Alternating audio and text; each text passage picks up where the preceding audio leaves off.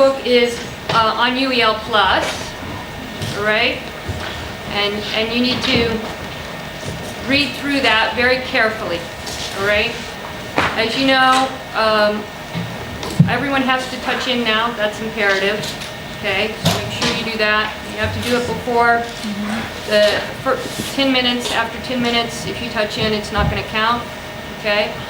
And make sure that you see it click, all right? You can check your own attendance. It's your responsibility to be in charge of your attendance, okay? And so make sure that you're doing that so that you don't come to me later on and try to say, well, I was there, but I wasn't recorded as being there, because it's your responsibility. So you can check every day if you want. It's a little anal, but if you're at all worried about your attendance, then you can do that as well. Okay? So that's one thing. The other thing is, you need to get those books on the reading list. Okay? They're going to be in the library, but you need to make sure to do the readings. And you need to keep up with the course. And the lectures are imperative. Okay? And again, your attendance will be taken at the lectures, the workshop, and the seminar. So you do have to attend everything. All right? And if you don't attend everything, and after 3 times, you will be taken out of the course, which would be unfortunate. Okay, so again, check to make sure that you're where you have to be. And I apologize for the first few weeks here, because I am going to be away on Mondays at the various party conferences. Okay, and then after that, we'll just have everything on Monday, so I think it'll be easier. Okay? So, let me just take a moment and tell you a little bit about myself. All right? And, you know, this is really going to be a very interesting course. And the more you can engage, the more interesting it's going to be. I, myself, just to tell you a little bit about my academic background, for some of you might know I'm the Dean of the Business School, and you know that's my day job. But my real passion is economic development and trade, okay, and that's where my publications are. And I'm really an international political economist, and the reason I take that particular approach to thinking about international economics is because I believe that you cannot separate out the relationship between markets and institutions, particularly political institutions. So even though I'm trained as a neoclassical economist, and if you're familiar with the discourse of economics at all, that's a very kind of mainstream economic approach. And I have my PhD from Oxford, and did my dissertation in the area of international trade and trade theory. And although I ascribe to those kind of theoretical paradigms, I also, as I said, believe that institutions matter. Things have to be contextualized, and so we can't look at them in a vacuum. So that's what we're going to do in this course. We're going to be really thinking about the international economy, and we're going to be relating it to business, because when we're talking about international economics, whether or not we're doing it explicitly or implicitly, we're talking about business, okay? Because when we talk about trade, we often put it in the language of countries, because countries have different factor endowments, they have different things that they do better than other countries, and that often leads to trade. But it also leads to what kinds of companies in those countries specialize in different, business endeavors. Okay. Now, of course, the world is changing, and we're going to talk about that and how the global economy is becoming much more integrated. Things are moving at a much faster rate than they've ever done before, and that's going to be an important part of our discourse. So that's kind of where I come from, a theoretical aspect. From a real more empirical aspect, I'm a Middle East expert. I speak Arabic fluently. I studied the Middle East for many years, and I wrote my dissertation, and much of my research is on Yemen, which is a country that I'm very interested in, but I've also done field work in other GCC states, particularly the United Arab Emirates. I have lived in Lebanon on a number of occasions, and taught also at the American University in Beirut. And I have also done a number of field studies in places like Jordan, and Egypt, Syria. So I'm quite versed on the Middle East. And so often when I bring in examples, I'll bring in examples from my own field work and my own experience and my own research. And so a lot of that will be in the Middle East, but I also have an interest in Africa. And again, a very important region in terms of thinking down the road and into the future. So those are kind of my theoretical areas as well as my empirical areas. I'm very well traveled, been all over the world, and so know a little bit of lots of places. And so when we talk in a kind of global context, you know, I've done a lot of traveling to Asia, to China, Malaysia, Singapore. I've been to Brazil, you know, other parts of Latin America, Venezuela. I grew up on the Mexican-American border, as you can hear from my accent. I'm from the United States. So I think I'm pretty comfortable with a lot of the case studies in the material, and having been a development economist myself and still endeavor in that area, I think I have kind of a wide kind of platform. So then it's going to be up to you to kind of really connect with me, not just in terms of the subject matter, but, you know, bringing in your own experiences.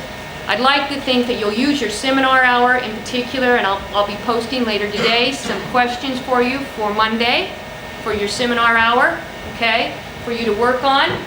I do want you to get this book, you know, the first book that you're going to be talking about there. And it's called The Bottom Billion. It's by a guy named Paul Collier. He happens to be probably the best economist I know who works on Africa. He was at Oxford when I was there, and is head of a very prominent center there that studies Africa. He's done some amazing research in looking at questions of things like civil wars, but putting them kind of in the language of economics, and looking at, you know, whether or not it's, you know, really political grievances, or is it greed that leads to often conflicts, and uses a lot of case studies from Africa. So the book is really, it's a small book, it's an easy read, it's a fun read. And it's really interesting, okay? And, you know, why is all of this important? Well, in terms of thinking about governing business and understanding how the world works and making decisions and thinking about countries and thinking about country risk, you've got to understand how the globe and the global economy functions as a unit, okay? And how different countries and different players then are really formed into that global economy and that global business world that we often think of.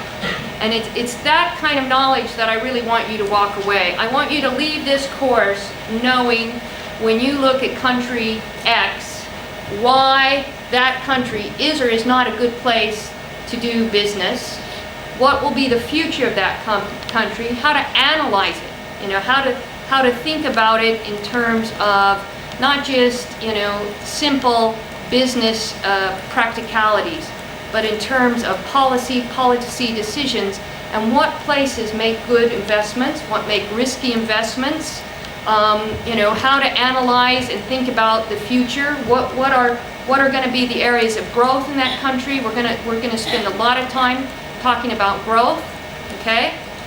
What is growth? You know, we hear that term a lot. We hear about countries that are growing, but what really constitutes growth? What are the incentives for growth? Okay. So today, what I'm going to be doing, I'm going to be lecturing really on that kind of global economy. As you can see, I'm quite chatty, and I like to talk. So hopefully we can get through all the slides. But if not, we'll continue and we'll finish up on Monday. All right.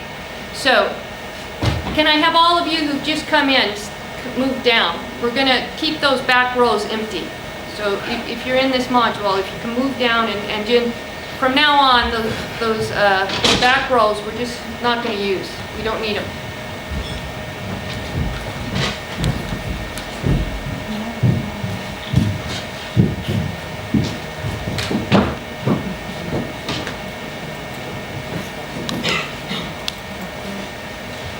All right. So what is the kind of big drivers that we see in terms of thinking about the global economy?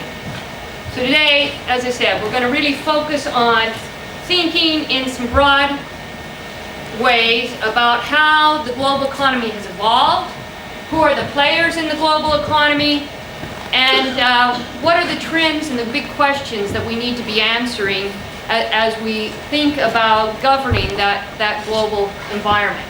Okay? So first of all, we can see that there are really a number of major trends that are taking place and have been taking place that are really shaping the world that we live in. And we often hear about, new countries and countries that are on the move and emerging. So what are the real key drivers there? Well, there are really three things that I want to focus on initially today. One is the whole idea of technology, digitalization and commoditization, and how that is affecting the global trends, economic shifts, and the way that the global economy is evolving. Secondly, we're going to look at this whole idea of what are those economic shifts? Who are the players? Who are emerging as the players in that global economy? And then thirdly, we're going to look at the whole notion of what is globalization, okay? And how is it forming the world that we live in? And then lastly, but not least, within the context of globalization, we're going to look at why there is still a very large segment of the world population that does not seem to be on board with those trends. And actually, the majority of people, believe it or not, are not on board with those trends. So we then have to ask the question, how do we get economic growth? We have to look at the countries then that have succeeded. We have to look at the kind of shifts that are taking place, and then using that kind of framework of analysis, ask questions about how we can get growth, okay? Because growth is going to be an important topic that we're going to talk about. Because when we think about the movers and shakers in the world, today or historically, it's often been around growth, economic growth.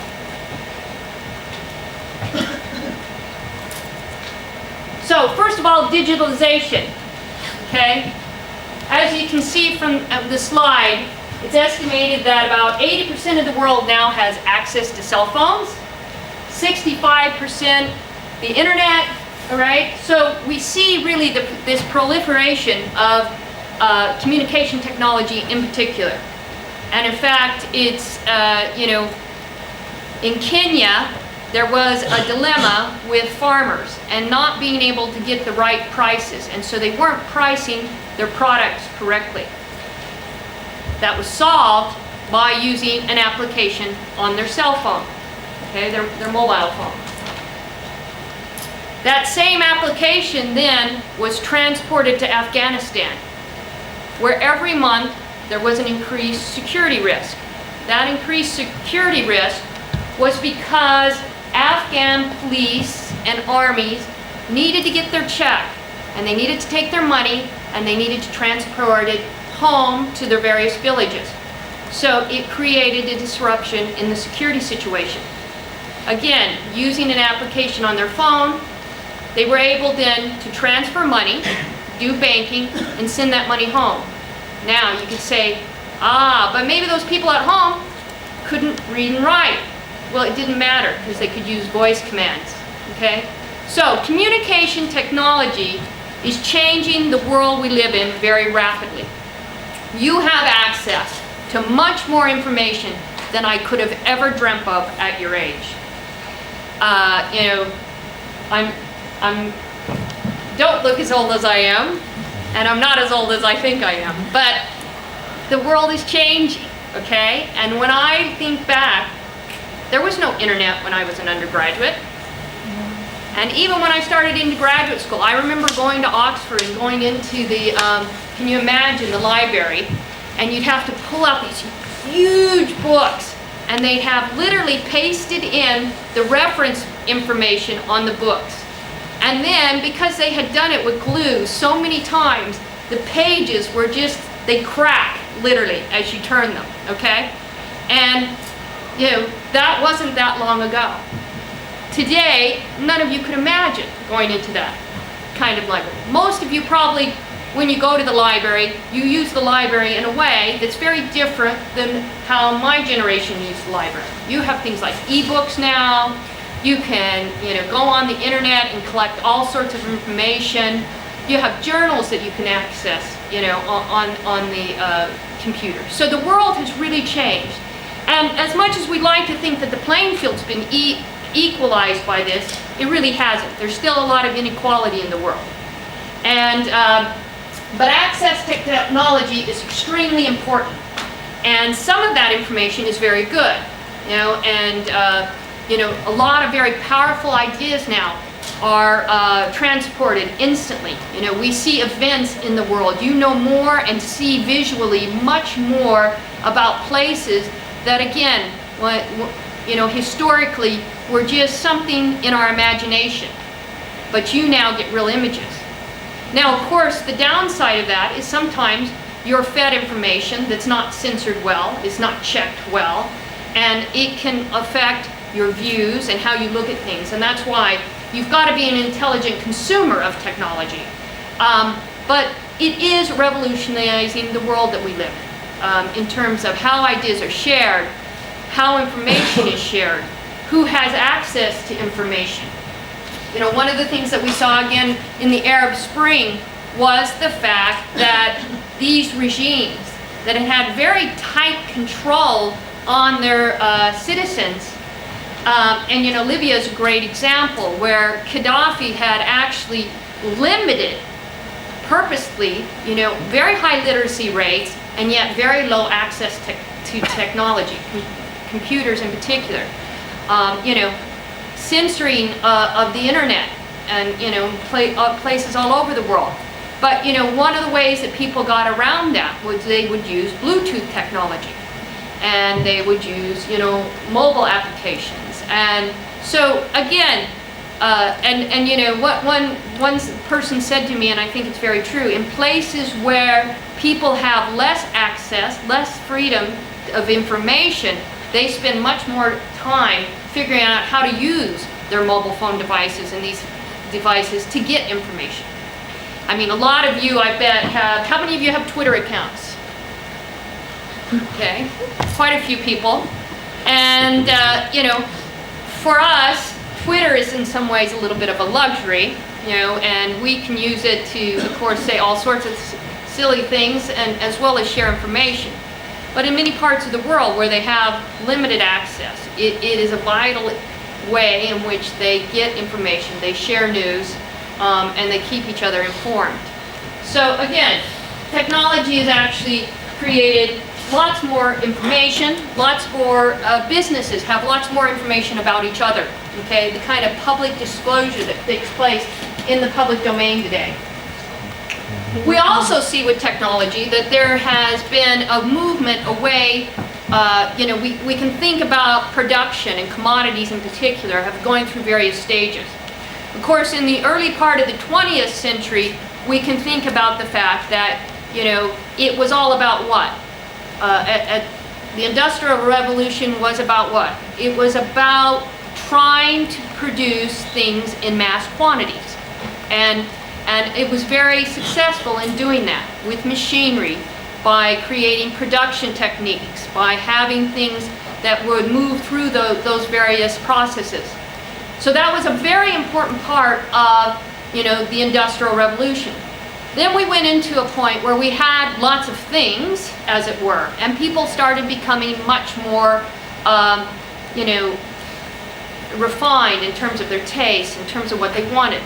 And then we came to a period where there was much more kind of customization that took place. and people wanting much more in terms of customizing those goods. And then we went into now, I would say, a third realm, where now we've got all these supposed customized goods, but they're starting to look a lot like. And that's where we get this kind of commoditization. Price, again, matters more. You know, there was a time when if you had, you know, Ralph Lauren on your shirt, I would instantly know that you had a lot of discretionary income, because that shirt would be extremely expensive. Now if I see you have a Ralph Lauren symbol on your shirt, do I necessarily believe that you've spent a lot of money on that? No. Okay? Because there are things that are copied, there are things that are sold in discount stores. So the kind of branding, as it were, has taken on a whole new kind of realm of thinking. Okay? It's very interesting. A lot of Chinese, when they come to London, they shop. Now, the irony of that is that they're often buying goods that were produced in China. Okay? And but you know, some of it has to do with tax. You know, that the tax rate is less, so that they get it a little cheaper. But it's also they believe it's more authentic. And what is authentic then? You know, what does that mean? And so how does that get into it? So again, we see that in many ways. We see it in terms of education, you know, programs, the types of programs. You know, business schools have to really work very hard to look distinct. Because we can share, I can get on any website and I can look at the curriculum of other schools and what they're doing. So again, it's this real kind of competition that takes place in terms of thinking. What do brands mean? You know, what do those labels mean? We've also seen that, particularly in the last few years, a lot of discussion around the kinds of economic shifts that are taking place. The fact is that, you know, historically, particularly since World War II, the United States and Europe have, you know, and Europe before that, but the United States in particular was seen as the real business economic center. And although the United States remains an extremely important economy, its role within the global economy is shifting. We see emerging new players, and this has particularly been accelerated with the global financial crisis that happened in 2008. And we'll be talking later on in the semester about that global financial crisis and its impact and its aftermath. We see, though, then, consequently, lots of shifts. We see shifts in Europe. Of course, we see the Eurozone, something that was seen as being very viable, now being questioned whether or not Europe will remain as one, whether or not the euro itself will survive. So lots of shifts are taking place in the economic system. So that we see, too, new players rising up. We see China taking on a greater importance in terms of how we see their role within society, and also in terms of how we see their role within the global economy. Okay? Again, you know, a lot of that is because of these economic shifts and the idea of trade. We hear a lot about trade, particularly when we talk about China and the United States. And we see that there's a lot of tension because there's a feeling that China has somehow fudged in a few areas, and that's why they're moving ahead. How they got there is not quite as important at this point as the fact that they're there. Okay? They have been able to create the kind of surplus to get their economy going, and again, to get the growth going that has led them then to be able to develop at a much rapid rate. And in the process of doing that, they have really risen the Chinese people up to a new level, okay, and taken many, many people out of poverty to do that. So there are these economic shifts, and you know, if we think back historically to the 19th century, In the 19th century, we saw what we call often the Great Divergence. We saw that Europe, and particularly Europe, started to develop at a much rapid rate and accelerated itself beyond other countries. And it separated particularly from Asia, the Middle East, and Africa. We now see what could be the Great Convergence.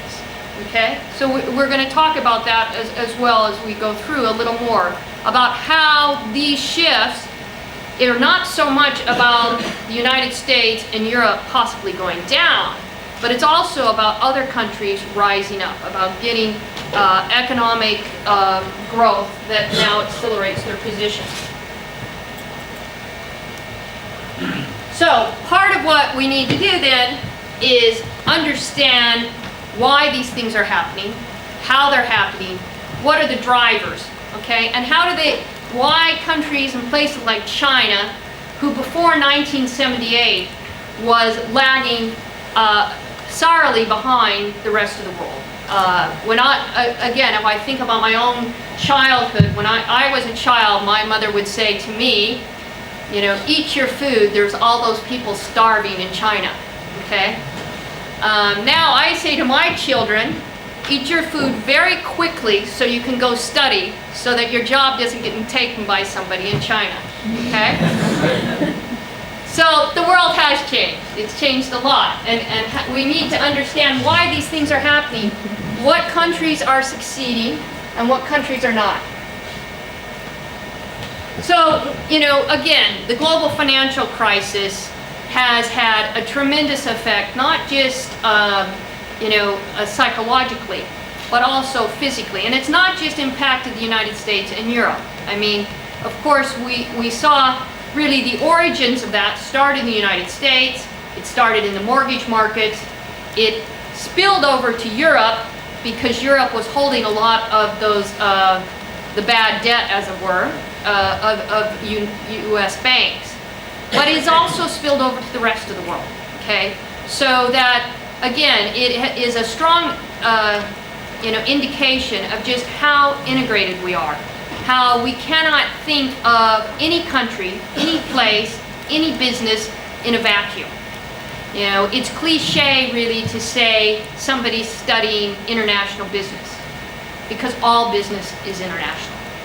You can't really separate yourself from that. Regardless if you've got a small shop here in London, you've probably got suppliers that are somewhere else in the world, okay? So we're all really in this kind of global economy together, and we saw that with the global financial crisis. You know, when oil prices go up, people in the United States get very upset because the price of petroleum and their gas goes up and it affects their driving.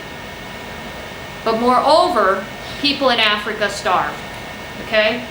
Because when the oil prices go up, food prices go up as well, because petroleum is such an important input into the food chain. So it has all sorts of implications, often implications that we don't think about. Something that happens in an industry in one country, you know, I remember during the Bush administration, the steel industry was extremely unhappy, and they didn't like the fact that there were new players in the steel industry, Brazil, Korea, and they were importing steel into the US. So they wanted to have a tax on imports on steel. So what industry do you think was most angered by this? Yeah, the automobile industry, because they wanted the cheap imports. So it was an embarrassment for the Bush administration, because they thought they were helping one group and they had forgotten about the spillover effects to another group. Okay? So we do live in a much more integrated world where we can't separate out phenomena. You know. So in that world, though, we have these rising players, and we all talk about the BRIC countries. Okay, and I'm sure you've learned quite a bit. And again, we're seeing a slowdown everywhere now in the global economy. You know, China is slowing down. Okay, Brazil is slowing down.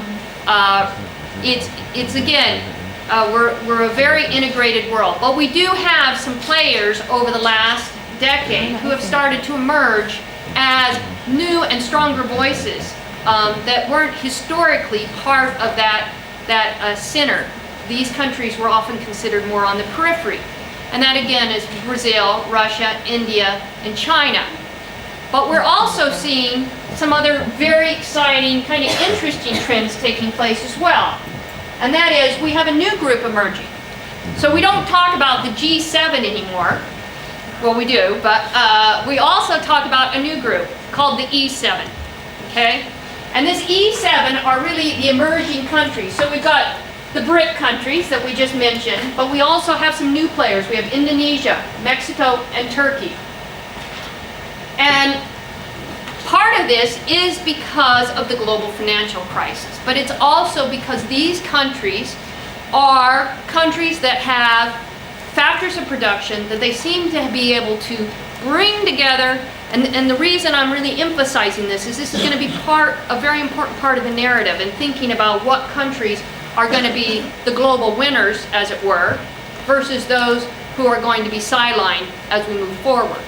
So these are countries that are really seen as being able to, first of all, have the political will, and also to be able to harness resources, both human capital and labor, in a way with technology that is bringing about some exciting changes. And so they're really moving this kind of value chain in terms of manufacturing and also services, much more from our historical G7 countries, places like Europe and the United States, to these emerging 7 countries. So if we just look here, we can see the relative size of the G7 to the E7. This is in billions of dollars. Not only can you realize that these countries moving forward will outpace significantly our present G7 countries, but what is much more interesting too is when we think about the time period, how much more they will do that, okay? So this is very significant. And again, if you have a chance, there's a great report. It's by Price Cooper Waterhouse. It's on these rising economic powers, okay? So again, it's not required reading, but it's a fascinating study of who will be the players in 2050 and why.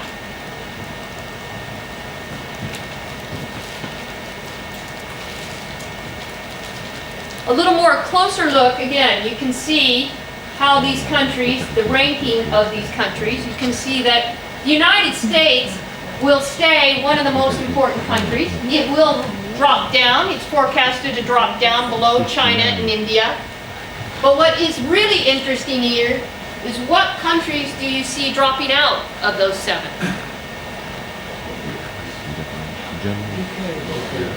Germany. Yes, the European countries. So Germany and the UK, and actually the UK in this study drops all the way down to about 20. Okay? So we've got our work cut out for us. We got to prove them wrong. All right? But the point is that, yes, Europe is seen then to drop completely out of that number and be replaced then by places like, look, Brazil, again, coming in and now being a new player, and Mexico, which is really a very interesting result to see that emergence of Mexico. So again, we see a lot of economic shifts taking place. We also see that a lot of these economic shifts are related to population. So, again, and this is an important point to be made because often, historically, in the 20th century, we saw a lot of information come out, again, about people starving and population issues, and I'll talk in a minute a little more about that. So again, what's very interesting about these new trends and these players that are emerging is they do seem to be in places where population density is actually quite high. In fact, we see in many of these places really a demographic boom, and not just a demographic boom, but a youth bulge, okay? And this has a lot of implications for all of us. One of the things, what's very interesting about the world we live in today is that if we go back about 20, 30 years ago, there were economists that were writing articles, and they were saying that people like myself would be spending much more money and time on leisure, okay? That technological change would mean then that I would, maybe work a 20-hour work week. Now, don't be fooled. I don't work a 20-hour work week, okay? I work probably more like a 60 or 70-hour work week. Now, am I alone in doing that? No, there are lots of people, and many of you will go out and you will work those kinds of work weeks. But what's happening is with increases in population, and if people my age are working more hours, that means there's less jobs for others to take up. So how we define work, how we look at work, how we look at the labor market are going to be extremely important questions going forward. And again, if I go back to the Arab Spring and I think about why those youth went into the streets, why they took the brave steps that they did to essentially unseat and create, the kind of change that they did, it was because they had lost hope. They didn't see opportunities. They saw that they were going into, many of them are getting educations, but those educations were not translating into employment. So this is really, and we see it here in the UK. We see youth unemployment is at 22%, okay? That's really, really high. And it will have lots of sorts of implications going forward. So how do we deal with this youth population? How do we make sure that they have productive, gainful lives will be an important question that will have to be answered over the next decade as we move forward. Now, in fact, 9 billion people will be in the world by 2045. And most of them, interestingly enough, will be in those E7 countries. So that the population changes, and using them and putting people to work and the kind of productivity levels will be very important. Again, if I think back historically, we used to say that wage rates were correlated to productivity. So if someone in Europe or the United States made a higher wage rate than someone in India or in China, we would say that's because they're more productive. Can we say that today? No, we can't. So again, many of our paradigms, many of the ways that we have thought about the world have to shift with these realities. And that's why, we have to really evaluate then these kind of paradigms in which we have seen society structured and how we've thought about the economy are being called into question with these changing trends that we see emerging. And this is one of the more interesting ones. The other thing is, as I mentioned, is that youth unemployment will remain a very stubborn problem and issue in many countries in the world. Again, the MENA region, that's the Middle East and North Africa, where we've seen a lot of the turmoil, has one of the highest rates of youth unemployment. But if we look across here, we see that it's not just an issue in the Middle East. It's really an international issue. It has to do with, again, the kind of evolving world in which we work and live in. So this is also, it's very interesting. A few years back, when George Bush was president of the United States, he had a meeting with the leader of China, and George Bush asked, him what kept him up at night. And George Bush said, what keeps me up at night is worrying about terrorism. And the Chinese leader said, what keeps me up at night is worrying how I'll employ my people. Okay. So again, because people need to feel that they have opportunities, that they're gainfully employed, and that they are able to be productive. And this is really what a lot of the push in the global economy will be about moving forward. So what is globalization? You know, we hear a lot about globalization, and we, you know, there's a lot of different contexts that word is used in. And how we use it and how we think about globalization is extremely important. So in terms of this course, particularly given that it has a more economics focus, globalization is really integration of markets and the kind of interdependence that is taking place in terms of trade and financial liberalization. These are very important aspects then of globalization that we're going to explore. We're also going to see that in many regards that there are two forces out there, okay?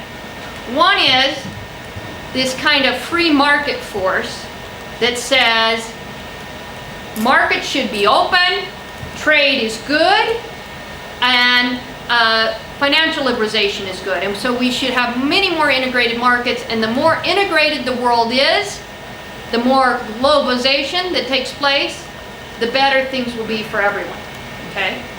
Then alongside that, we see another kind of pushback response, and that is a belief that globalization is not necessarily a good thing, that globalization is not about integrating markets, it's about dominance and hegemony of certain players within the global community.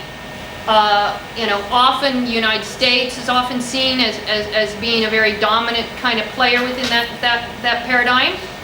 And then also that the outcomes of kind of liberalization, as it were, of both trade and finance leads to unequal treatment. Okay, so we're going to talk about some of these issues and you know, try to separate out some of the fallacies from some of the realities. But at the same time, we do have this. So those individuals then take a much more what I call localized view. They want to see more barriers to trade. They want to have less financial liberalization. They would like to see more controls put in place. So you have really these two competing forces now in the world economy. For a significant time, historically, there was a belief, you know, if we go back to the 18th century, this localized perspective is not new. We see, you know, the mercantilists were, of course, all about thinking about, you know, they wanted to export, but they didn't want to import, you know, and they saw really, you know, the idea of a wealth of a nation. If we think about historically about the UK, they saw the wealth of the nation being really bound in the idea that you went out, you sold your products, and then you got back money, and that allowed you to have a strong army, and it allowed you then to be a force to be reckoned with and to conquer other lands. And, you know, it was not, and that's how a wealth of a nation was seen. How do we see the wealth of a nation today? How do you know if a country is wealthy? What measure would you look at? GDP, yes. Gross domestic product, which is all the goods and services that are produced in a country in a given period of time. So that's really how we think very much today. It's a very different kind of thinking than we had historically.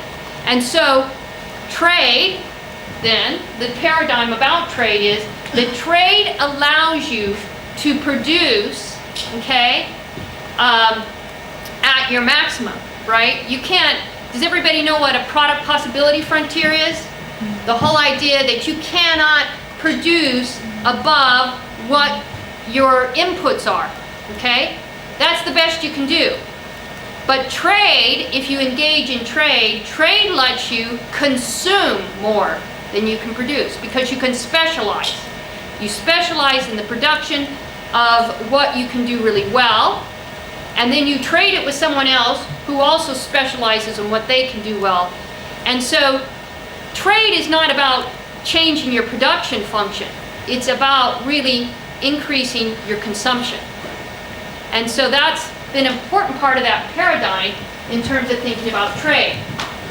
However, some of the pushback about that is that you've got this kind of localized response, okay? And this localized response is saying that, you know, with the globalization, companies going out, moving into other places in the world, there is not free trade going on. It's not free trade where I send my goods over and I get your goods back, but it's much more exploitive, okay? There's an exploitation taking place within different parts of the world where people are exploited for their labor, where they're exploited for goods that are not valued the same. So we're going to spend some time talking about how goods are valued, how trade takes place in the world economy. It's going to be very important then.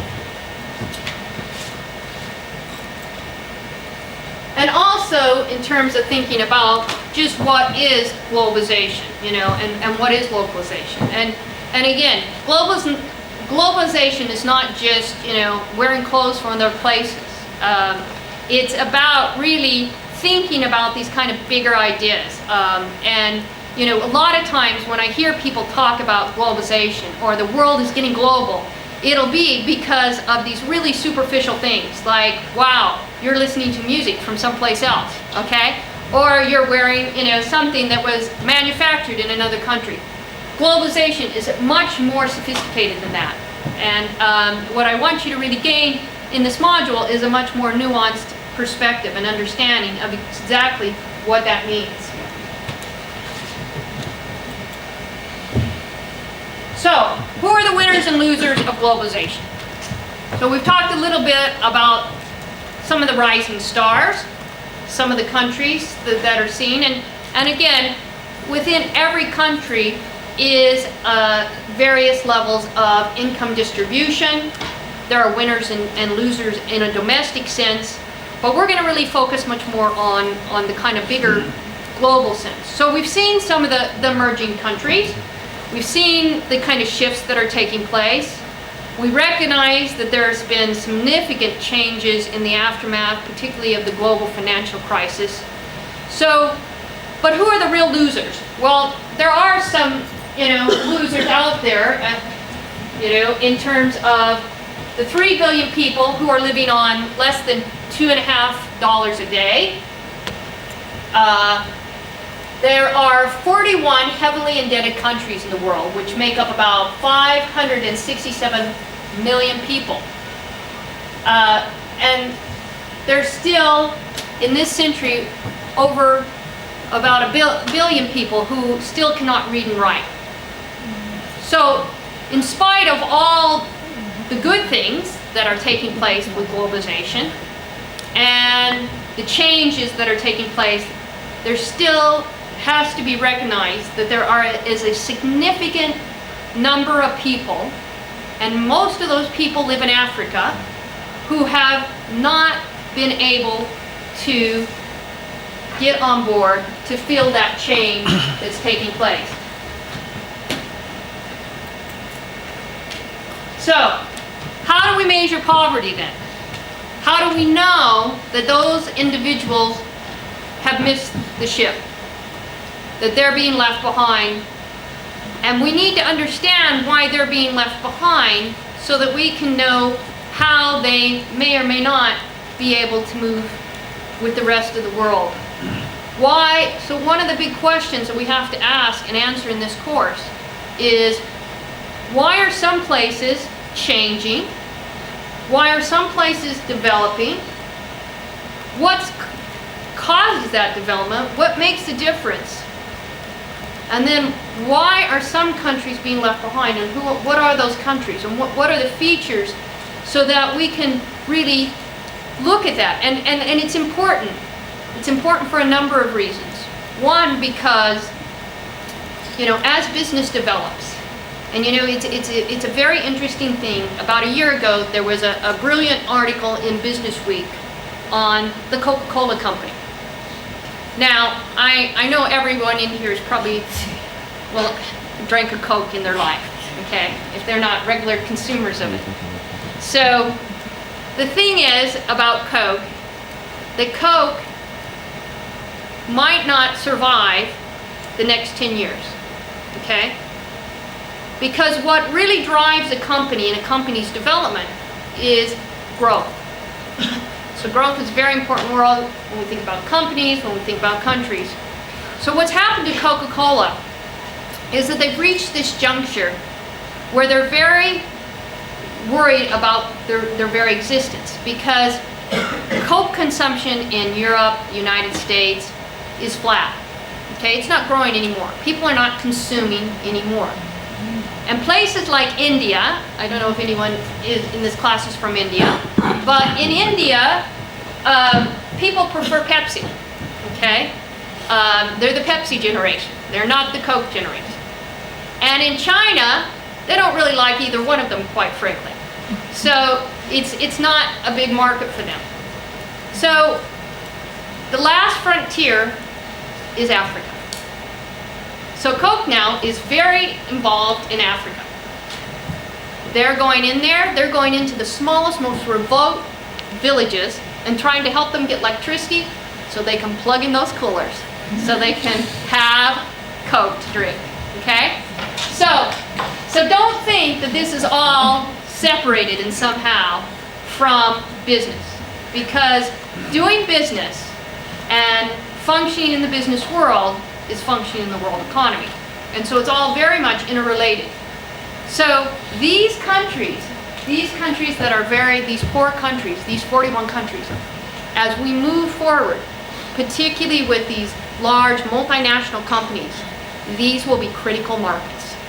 And these will be the markets that, understanding these markets and understanding how these markets will eventually get the growth, will be a crucial part of their business strategy. Because for Coca-Cola, you can say, but even if the market's flat in the United States, or even if the market's flat in Europe, there's still a market, they're still making money.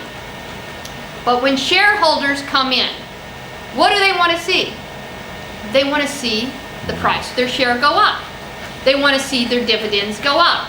And if a company stops growing, okay, if the bottom line, now of course if it's retracting, that's even worse, but if it's not growing, if it's not developing, people will not want to put their money in that company. And if they don't put that money into those shares, that money, that equity financing, is imperative for them to be able to move into other areas. And one of the interesting things about Coca-Cola in particular is that it has not necessarily been that successful at diversifying.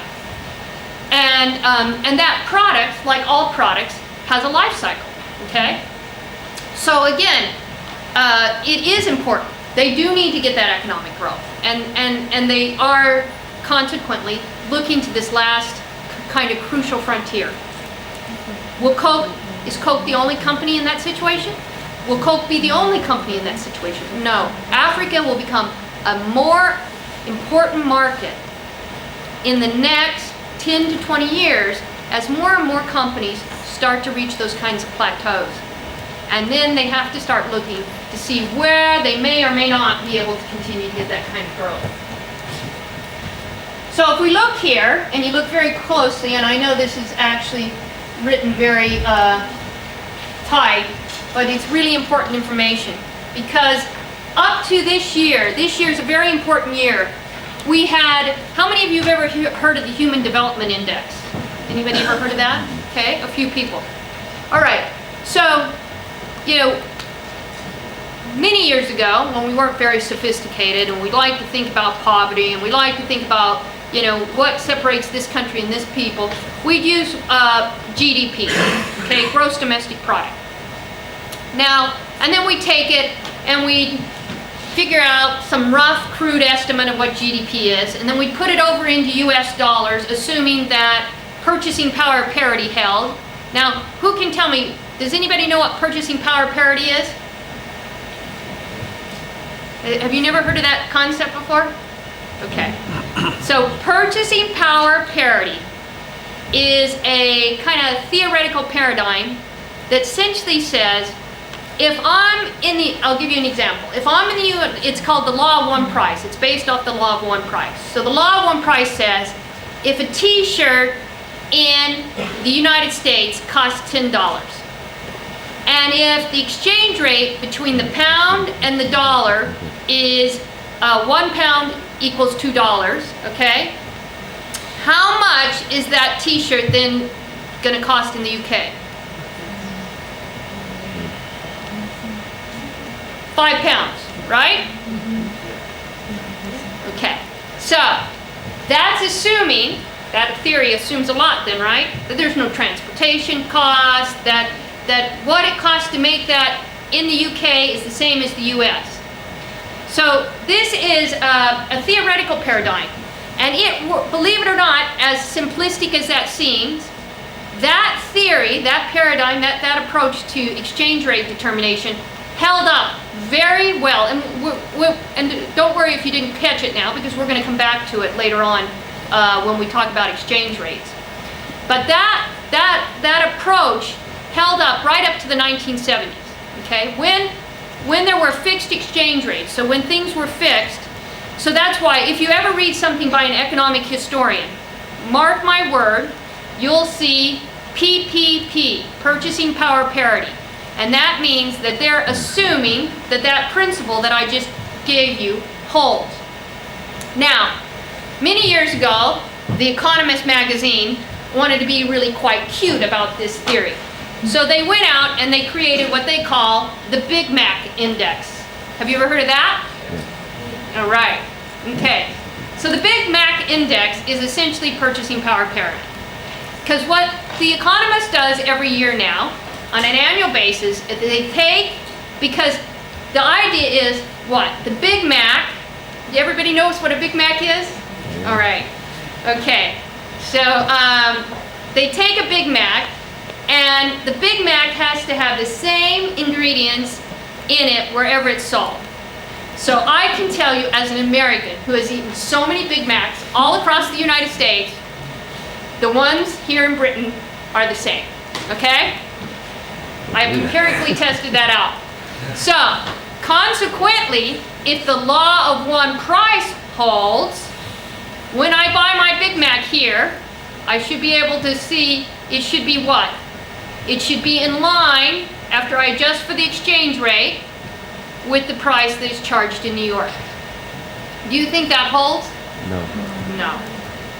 So they do this index. Now, if we go back, like I said, before the 1970s, it did hold relatively well. But now, with flexible exchange rates, rigidities in the labor market is one of the other assumptions. You know, countries have different labor laws, and so some countries have minimum wage, and some countries have no minimum wage. So all of that then means that it doesn't hold up very well. All right. So using GDP then, and trying to look at GDP per capita, and GDP per capita is when you take the GDP and you divide it by all the population, isn't really a very good proxy variable for poverty. So the United Nations developed a new index, and they called it the Human Development Index. And it was quite laborious, to be quite frank. And they had all these other indicators, like the distance from a doctor, okay, and many other things that they put into this index, and they come up with an index, and that index would then they would line up all the countries and say, because the idea was also that GDP is a lot about output. Now, of course, if you've taken a basic principles in economics, you should know that output equals income, okay? So your GDP, although it also tells us what you're producing, it also tells you what you can consume, because it should reflect and equal your income. But all of these notions, in reality, are very precarious when we're trying to talk about human beings. And we're trying to talk about whether somebody is poor, somebody's rich, somebody's in the middle, okay? So that's why there was a desire to create something a little more sophisticated. And that's where the Human Development Index came. Now, however, at Oxford, they have now come up, Oxford University, with the United Nations, it's come up with a new index. So this index, we'll take a look at it next month, because it's going to be out next month, is the multidimensional poverty index. All right, and this is going to replace that human poverty index, okay? And it's going to be, you know, a much more reflective of a range of deprivations that people have in their life. So the idea then is to look at things like decent toilets, clean water to drink within 30 minutes on foot, electricity, school-aged children enrolled in school, and malnutrition, which is a very big issue. You know, for many years, I told you I did work in Yemen, and in Yemen, Yemen is one of the poorest countries. It's the poorest country in the Arab world. And most Yemenis are below 5 feet. So you can imagine I look like a giant, you know. Once I was with some Yemeni friends, and a woman came in, God forbid, she was taller than me, and my Yemeni friends were all sitting there just in complete awe. And she walked out of the room and they said, "Wow, Nora, and we thought you were the tallest woman in the world." So, now, why are Yemenis so small? Is it just because they're small people? It's malnutrition. Most Yemenis do not get enough calorie intake, and they definitely don't get the right nutrition. That's why they're so small.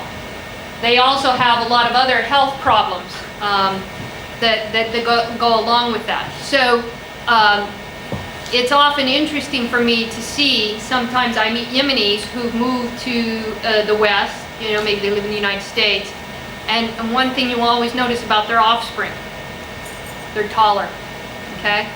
So, but it is a known documented fact. So many, and it's not just Yemenis, many countries where there's lots of malnutrition as a child will stunt your growth.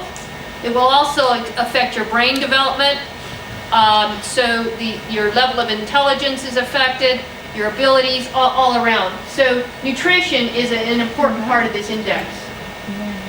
So Niger, on this new index, is number 1.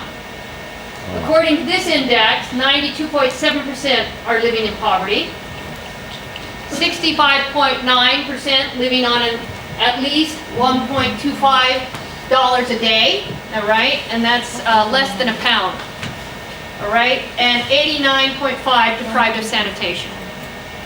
The next country is Ethiopia, with 90% living in poverty, 39% living on at least $1.25 a day, and 61.5% deprived of adequate schooling. Maui is 67.1% living in poverty, 51.4% living on at least $1.25 a day, and 36.2% deprived of electricity. All right, and then we can go on, and we can go on.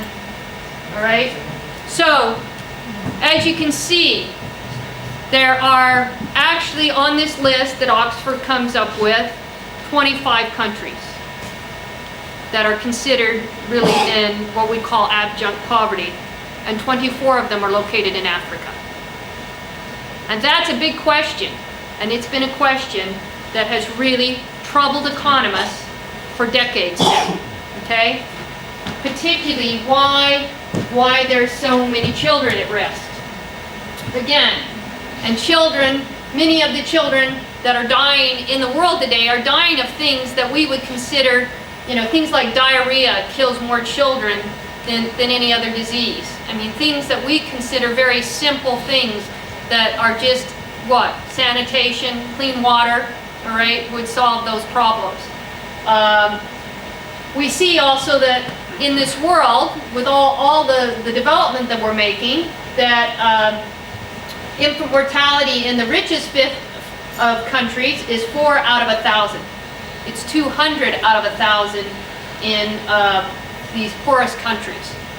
So there's still, in spite of all the development we've made, all the technological change that we've had, there's still a tremendous amount of deprivation out there, okay? And this is very troublesome in terms of thinking about the world economy and how it's evolving, and what will be the future for this kind of bifurcated world that we live in, where we've got some people who have really live in the 1%, and it's often interesting. I remember when I was about your age, and I of course grew up in the United States. I had a very privileged life. I come from a very privileged background, and I had an opportunity to go and study in Egypt. And someone said to me, this is really a very special opportunity, because you are going to be one of the few people who live in this kind of top percentage, as it were, who will actually go and visit the majority of the world. Okay? And it's really this idea, this notion that we have this very kind of bifurcation taking place. And this hasn't, it's not new news, but what is more perplexing, I suppose, is trying to figure out why we don't seem to be able to do much about it. And there are sometimes moments when people just kind of throw up their arms and they say, what? Well, that's just how it has to be. There has to be people that the have-nots to have the haves, or this has just been the existence of the human species. What makes it more troublesome, though, in a globalized world, and makes it actually everybody's problem, as we can just see from the events in the Middle East, events that we're much more connected now. You're much more aware of what goes on in the rest of the world. And believe it or not, the rest of the world is much more aware of what goes on here. Once when I was in Yemen and I was doing some field work, and I went to this village, and it was extremely poor. And there was this nice young man who was about 14, 15, and he was escorting me around, and he was showing me the village. And of course, it smelled, because they kept their livestock right inside the house on the lower floor. Okay?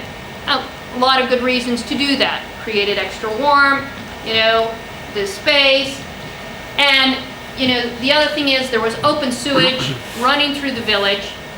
The water was, just being, gathered in a cistern. And, while I'm standing there, there's a little boy who reaches down. He's got a rusty cup, so you can just imagine the rust on it. And he dips in and he gets a drink out of this water. And I'm just thinking, oh my God, But of course I don't want to say that, right? So I say to this 15-year-old boy, oh, what a lovely village you have. How I wonder if your village is. And to my shock, he said to me, my village isn't wonderful. My village isn't great. He got really angry at me. And of course, I was patronizing him, so he deserved to get angry at me. But you see, because he is aware, he knows that there are people in other parts of the world that are not living like that. And he's pissed off. He doesn't want to be living like that, okay? He's got access to media, He's got, these kinds of resources. He's not a fool, all right? Yeah, so he started saying to me exactly what I just said to you. Yeah, we don't have, running water. I only have electricity for a short period out of the day. I have no future, and yes, I want the same things that your kids want, And so, again, that interconnectedness, the use of technology, globalization, we all now are much more aware of each other than we've ever been before. So, why is the world not growing together? Okay? What are the key factors to growth? All right? And that is the real journey. That's the quest that we're going to be going on, particularly in this first part of this course, is thinking about just why there is that disconnect. Why some places are growing faster and better than other places, and why other ones are not. And how do, what is it? You know, we've been at it now for literally a century. And we still don't seem to be able to get it right. We don't seem to be able to find the answer. So if we think back historically, we go back to really lessons from World War II. So when we thought about the world prior to World War II, the world was very much an isolated place. People lived in their countries. They didn't think about the other world. The rest of the world wasn't on their plate.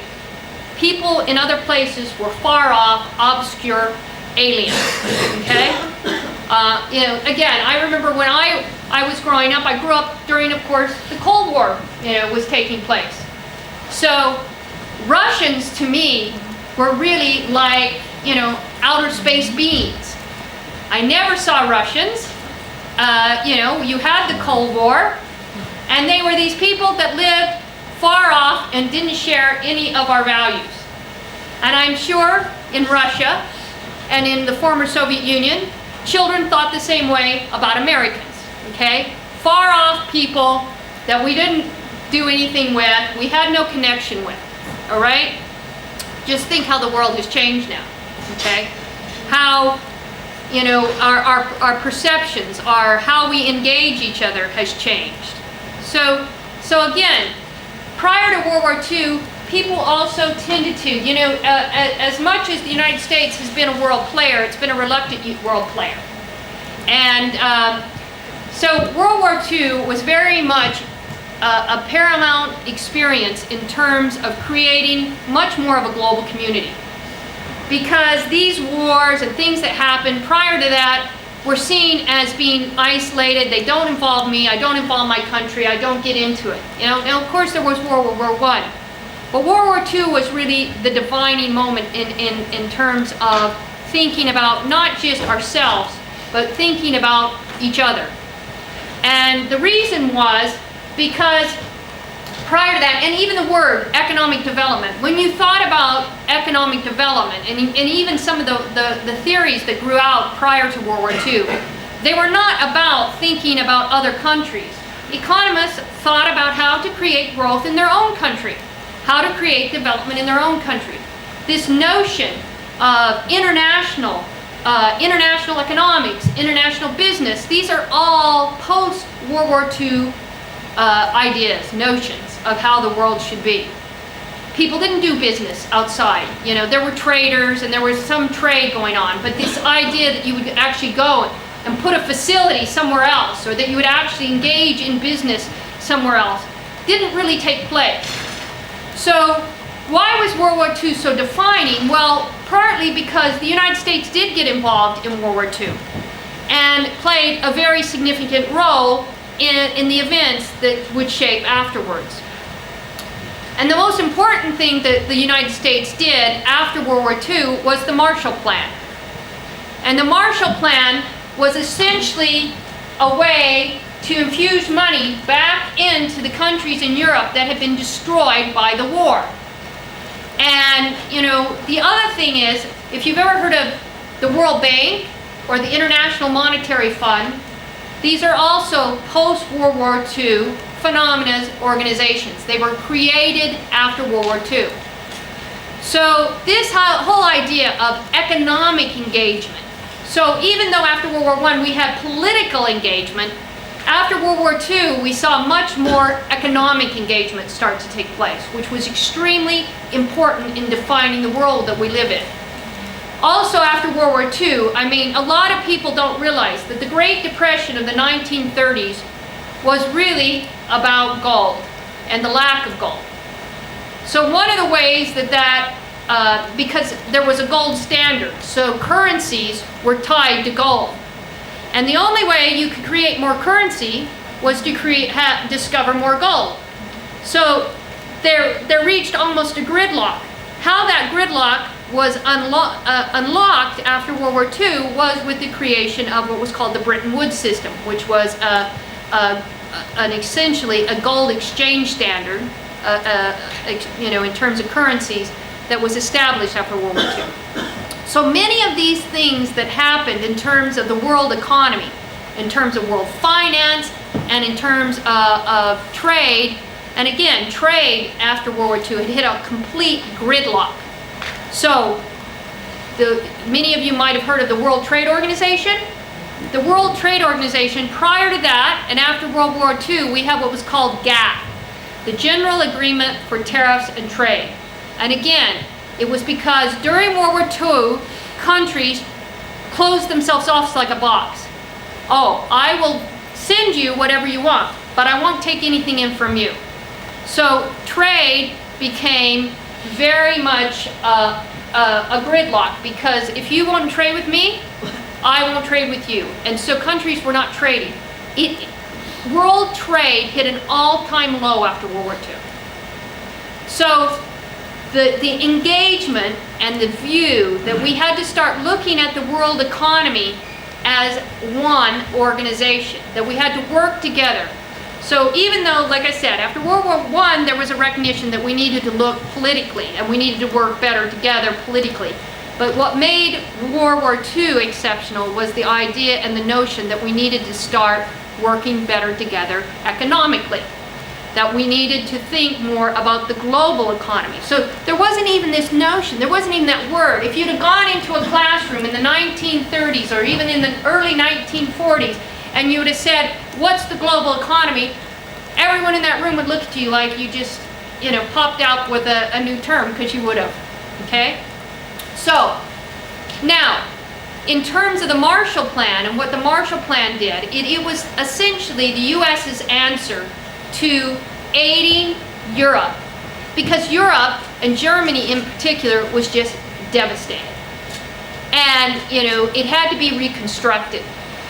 So what happened was that they came in then with this assistance, this development assistance, and there was this catch-up effect.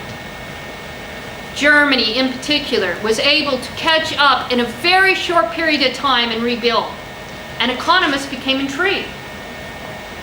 They said, wow, you mean if we infuse capital, money, into an economy, it can accelerate its growth and catch up. Now, we all realize today, in hindsight, that it wasn't quite that simple, right? The reason Germany could catch up so quickly was because it already had a lot of the historical memory. It had human capital, okay, that was very important input. It had governance, the institutional structures that it needed to bring back into place. And so, although the capital and that investment was important, it wasn't quite the answer that we thought it was in terms of thinking about reconstruction. And the same thing in Japan. Again, Japan devastated after the war, rebuilt in a very short period of time. So, this led then economists to start looking at other countries. Now, again, if you think politically about post-World War II, you've got the Cold War developing now. And you have, these kind of competing economic paradigms between the former Soviet Union and the United States. And so all of a sudden now there was a lot of interest in places that were underdeveloped, particularly places like Asia, Africa, and the Middle East. And again, the idea was that you had this poverty trap going, that you had a situation where countries could not develop because they didn't have the investment. And how do you get that investment? How do you get that surplus? Well, you have to have economic activity and you have to make money. And the idea was that, well, these countries, lots of countries out there, couldn't get there because they couldn't get the investment. And, this idea of private investment still had not caught on yet.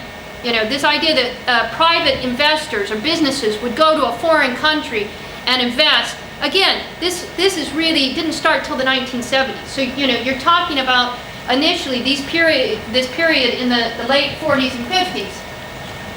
So there was this recognition then that there was a finance gap that had to be closed. That essentially the difference between the required investment and what a country was able to save to get that kind of required growth. So you had this model, this Herod-Domer model, that became the real prevalent model, and that was about this financing gap, that model. So essentially what the model said was that countries needed to have savings, because what is savings? What do we do with savings? When people save money, we do what? We lend it out to borrowers. And so if you don't have anyone saving, or if the system doesn't save, or if the government doesn't save, you know, one of the reasons China can do so much, right, is because it's not just that the businesses in China are doing well, but the government itself is collecting a surplus. It's got all this extra income that it can then put into long-term sustainable infrastructure development. So again, you needed this kind of, so in many of these countries, when we looked out to these countries that were not developing, and China was included at the time, we saw what? We saw that there was this poverty trap, or savings trap as it were, where they couldn't get the savings that they needed. And without that savings, and you know, of course, like I said, foreign direct investment didn't exist. Because institutions and global financial institutions were not set up to foster that. So in this world, in this kind of global economy then, how did you get that investment? And the answer was aid. You would give money to the governments in these countries, and of course it politically was very digestible, because if I want to influence a country, and I want them to be on, you know, kind of my team, as it were, versus the former Soviet Union's team, then I would foster and give aid. So one of the first big development aids was a dam in Ghana, okay? Which is ironic, because in the history of Ghana, that's probably the biggest investment expenditure Ghana's ever seen, okay? Unfortunately, it did not lead to the sorts of development that they were hoping for, okay? But it was a very important and significant kind of vindication, as it were, of this economic paradigm.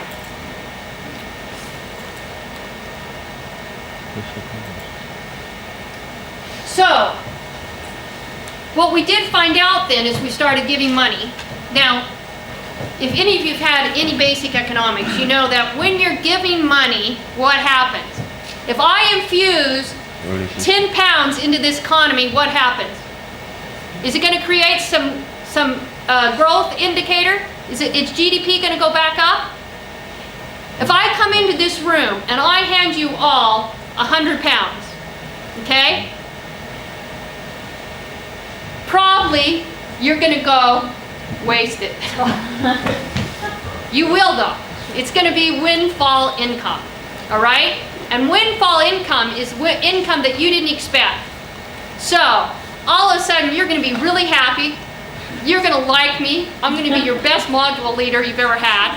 And you're going to run out and you're going to go buy yourself dinner. You might buy yourself a piece of clothing. Who knows what you'll do with it? And is all that bad? No, because if my intent is to stimulate this economy, it would stimulate the economy.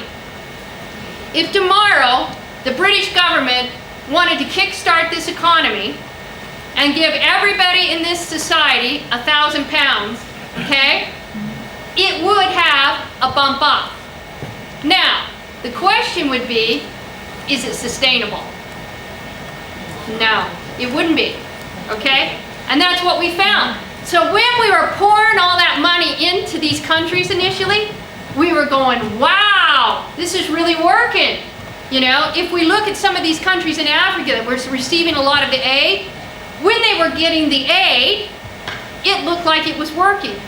Of course, and when we talk next time, in terms of the bottom billion in that book, we see that there were a lot of other things going on too. You know, some of that money was getting siphoned off into Swiss bank accounts and buying all sorts of luxury items, and it wasn't getting invested. So one of the things that we realized is investment. If you put money into an economy, you get a multiplier effect. Money into an economy will make money. But the question, the big question, the million-dollar question, as it were, is will it be sustainable? You know, will it create growth afterwards? Or when you stop giving the money, does it end? And that's what we've seen. We've seen the aid in this first round, even some of these investment projects. So Ghana, they got the aid, they built the dam. Where the rest of the money went, we don't know, but that was it, okay? So for a little while there, and you know, Ghana was the poster child for the World Bank. You would go, you know, you could probably go on YouTube and you can find videos, World Bank videos, where they're telling how great Ghana is and how everything went. And then it got the setback, okay? Political instability, bad governance, and Ghana took a hit. So then we moved on to some of these other kind of theories and ideas.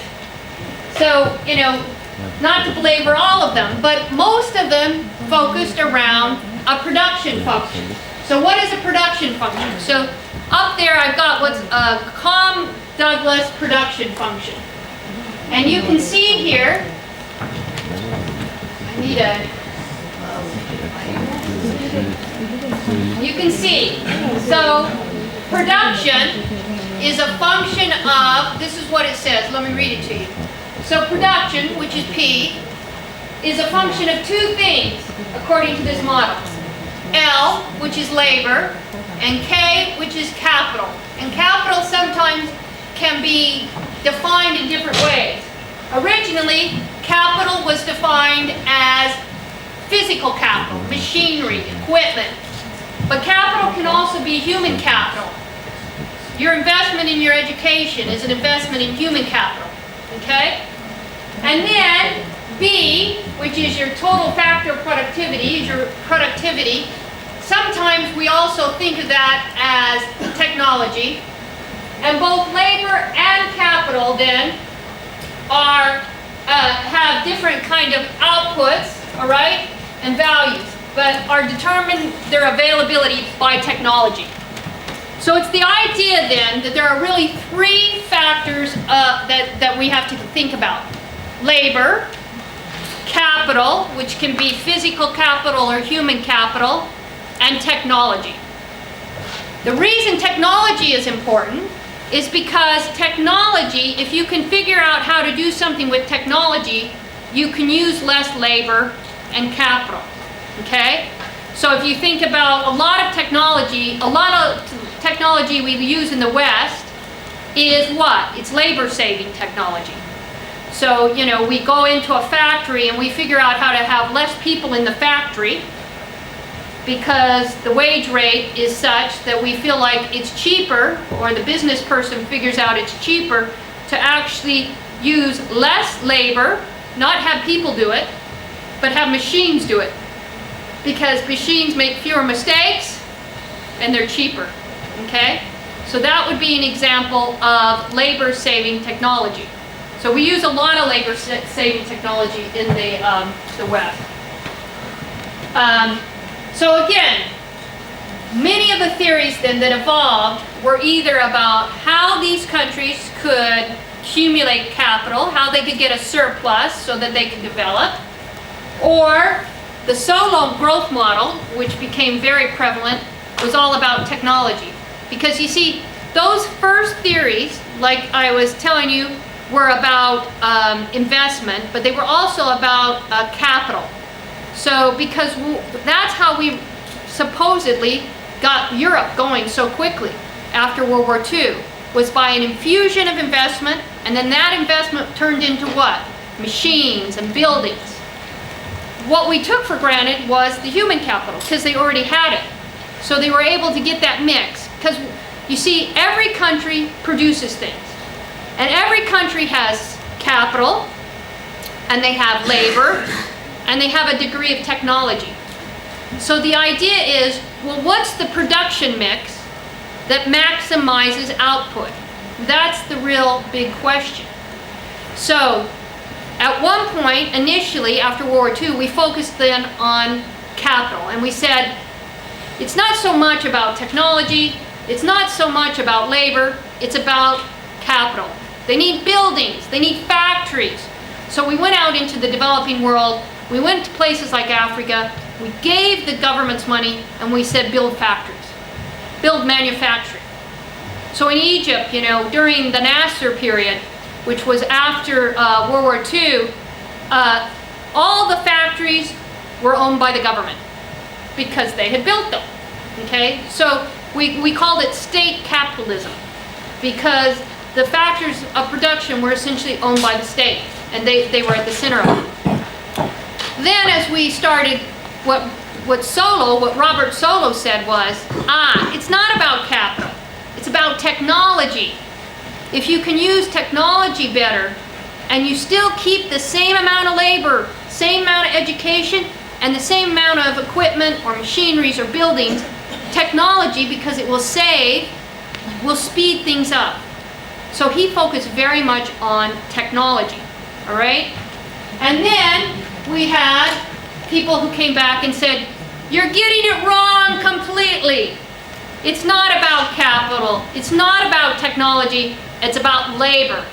And it's not just about labor, it's about human capital. So then we went into this period where everything was about education. We got to get the literacy rates up, okay? And again, some of this is very controversial because of course we want people to be educated. But the goal here was not about, you know, whether or not people had a quality of life. The goal was, how do we increase productivity? And how do we make things more productive? And why is that important? Because every single drop of research shows that countries that increase their income and are more productive have fewer people living in poverty. Okay? It lifts everybody up. So this is why this was so important. So then there was the push for human capital. Get people educated. You can't just talk about labor as a generic input. It has different ways. So we needed more and more put into education. And although more and more was put into education and more people are literate, and if we look again, look at the Middle East, we see in these countries lots of the people that went out in the street are highly educated, but they're working as taxi drivers, okay? You know, I've been in many taxis where my taxi driver was an engineer, he was an attorney, you know. So again, we said, okay, well, education in and of itself is not enough. So we went back and we said, well, it's how we're mixing these variables. So then there became a big push. The problem isn't that these countries aren't growing. Their GDP is increasing. It's the population is the problem. There are too many people, okay? So we got to do something about how to bring down population pressures. Because if I take and I calculate GDP, okay, I get my GDP, and if I look at my absolute GDP from year to year, and I see it growing. But if my population is exceeding the growth in my GDP, what's happening to per capita GDP? It's going down. It's decreasing. So then there was a big push. Let's really focus on population. However, the interesting thing about population is population rears its head about every decade at some point. Okay? Somebody gets out there and they say there's too many people. And again, if I go back to the 1960s, and there was a lot of, you know, famine in the world. India was having lots of issues, and you know, people were talking about, you know, going on the television and saying, you know, we have to bring the population down. We have to decrease the world population soon, you know, and then you would have this visual like that, where you just imagine the entire planet, you know, being eaten up and consumed by people. All right? And, you know, soon we'd all be starving because there was going to be too many people in the world. So there was a great exercise. There was a TV debate between a biologist and an economist. Now, I can never remember the biologist's name, but I can always remember the economist's name. His name was Paul Simon. He died a few years ago. And they went on and they had this debate, and it was a very significant debate because it got very heated up. And the biologist kept saying there's too many people in the world and we've got to control population, and soon we're going to run out of resources because all these people have to be fed, blah, blah, blah, blah, blah. And the economist kept saying people, when they have incentives and they have the right incentives, when prices start to go up, businesses will become more creative. They will figure out new ways to do things. So, at the end of this debate, these two gentlemen, the Economist said to the Biologist, you pick me out 10 commodities. And in 20 years from now, you write down the 10 commodities. I will make you a bet that those 10, and I think it was a $100 bet, those 10 commodities will have dropped in price. So the Biologist wrote down those 10 crucial commodities. Things like wheat were on there. And they have dropped in price. Okay?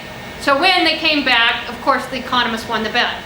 Because why? Because of things like technology, technological change, new inputs, different ways of making things.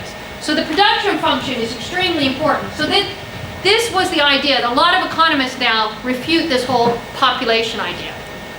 They say, first of all, you know, you have to understand population. You know, a lot of people turn to the developing world and they say, they look to Africa and they say, you know, they just have too many people, all right? And, you know, if they just could control their population, they'd solve their problems, okay? Well, in fact, that's incorrect. You know, first of all, a lot of people who have a lot of children in places like Africa are subsistence laborers, farmers. And every child they have is not just a mouth to feed, it's a pair of hands to work, okay? So it's actually much more rational than many people realize. When you make a choice in the West, so when they have a child is an investment good. Now when you have a child here in the West, and I know because I've got 4, they are consumption goods, okay? And you know, my children are not going to take care of me when I'm old, all right? They are not investments. They will take care of themselves, hopefully. That's the most I can do for society. But they are not investment goods. They have never, I can't even get them to clean up after themselves, let alone do work for me, okay? So, why did I have children then, you say? Because I like to consume them. I consume children rather than consuming a Mercedes or, you know, living in a big house. And that's the difference, and that's why there's sometimes a disconnect between people living in societies where children are investment goods and in societies where children are consumption goods. There are many people in the West who don't have children at all. Why? Because they would rather consume other things, all right? But I like those warm hugs and, you know, that feeling important and all those other things attached to having my children. So in terms of my consumption utility, I obviously, at some point in my life, had realized and felt that I was going to get more value out of children than I was going to have other things, you know. And that's a very different economic thinking than that goes on in a society where they see that they need more people to work and more hands, and that child will contribute more through their labor than they will through what they consume, okay? So it's a very different idea on an evolution that economists have had in terms of thinking about population and population growth. Now, if I go into that society and I start to create more opportunities, so for example, in societies where women work more, have higher educations, do you think they have more children or less children? Less children, okay? Because they don't need the same investment in children. And they have an opportunity cost now. Their opportunity cost is they have to forego working. They might have to forego lots of other things. So their opportunity increases. So again, it's not about going in and passing out condoms. It's about going in and creating the kinds of opportunities. And that's why all the study in the development literature, so that again, education is, as I said to you a minute ago, is a very, you know, delicate subject, because on the one hand, people who are highly educated, it might not necessarily always lead to huge jumps in productivity, but it does make a difference, and it makes a difference in the quality of people's lives, because women tend to be a very good investment. Women, all the studies show, they tend to put 100% back into the household. Unfortunately, guys, you tend to keep a little bit on the side for yourself, okay? So, but this is why many of the studies show that education is a good investment, not necessarily always because of the productivity point, but because we get these other kinds of dividends associated with it. All right, so then just a couple more slides. So we went through that period, and it's interesting. I'll just give you another little anecdote. I was doing research in Egypt, and I'm out in a village in Egypt, and at that point, the best distributors of birth control was the United States. We must have wasted a fortune in the developing world passing out condoms, birth control pills, you name it, we passed it out. And so in Egypt, and this was the best one. So guess what they were doing with those birth control pills? Well, no, nobody wanted them, but they were feeding them to their cattle. Oh, wow. All right? Because think about what is in a birth control pill. It's hormones. So you see, they were getting fatter chickens, more milk, bigger cows, okay? And I thought, wow, and I'm sitting there and I'm thinking to myself, there are people in the West that think that people in poor, underprivileged countries are not clever.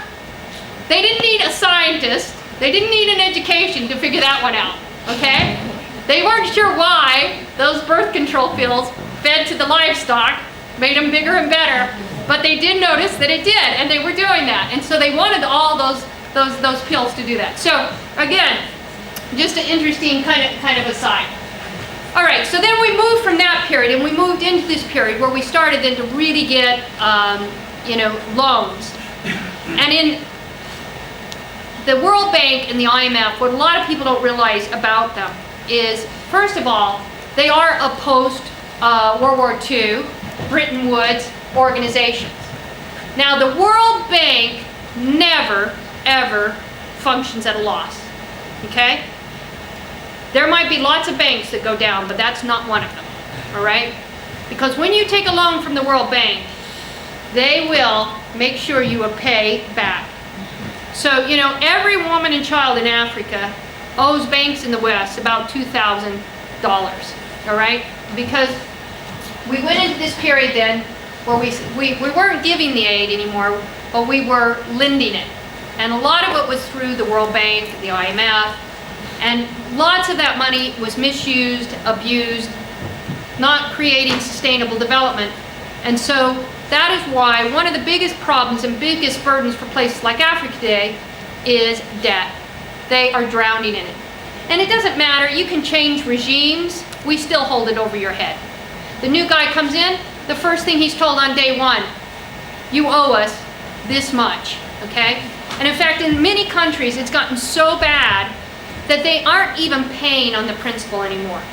They have paid back those loans tens of times. Okay, they're just servicing the interest. And so that's why too, we've now moved into a period where we're getting much more debt relief, because it has gotten to the point that these countries cannot continue to go on. So that's kind of a quick fast forward to where we are today. We live in this world, we've got some countries that seem to be taking off. They seem to be making the move out, breaking away from the other countries. So why is that? Okay? What are the factors that seem to make some countries move? We've also got some countries that have historically been the big players, particularly Europe, that seem to be dropping off the stage. Why is that? What's happening? Okay? So, and then the idea is, are we going to get this quest for convergence? Because that's really what it's about, isn't it? It's about how can we how can we have these countries catch up with the rest of them so that we can all have a much more even kind of playing field, that we can work in and live in a world. And if we look at a lot of these economic paradigms, again, if I believe in what I teach, economic theory, particularly trade theory, would say that eventually that's what should happen. We should have price and wage equalization across countries, but we don't. So the quest then continues. So what we'll be looking at then in the course of this module then is some of these new paradigms, okay? And hopefully, understanding the kind of decisions, the kind of opportunities that these challenges and this kind of evolving world economy make. And at the end, I want you to be able then to really analyze and really critique this evolving world economy.